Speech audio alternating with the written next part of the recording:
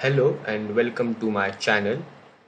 This video is a continuation on the series for the project EFF2.1.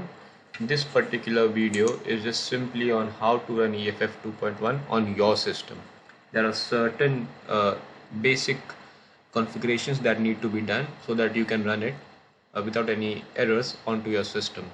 So first things first, you'll have to install the Python libraries.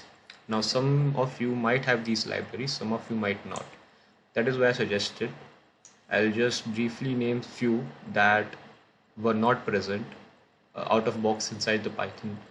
So you'll have to install these ones: Tkintuck for GUI, SQLite 3 for the database management, Request for handling APIs, and Pillow. That is another one we use for the graphics or the images we use. So Python image library it is, so we use that. And yeah, these are the simple four you need to import. And if you don't have other ones, you can just check which ones are present which you have not. See, date time is one such, there is calendar and other stuff. So if you don't have these ones, do put it first, do install it first. Just pip install whatever the library that you're missing. Okay, now here is the whole GitHub file that you have to pull. Right, you have to pull this file, save it, and then it's just simply installing those particular libraries that I mentioned.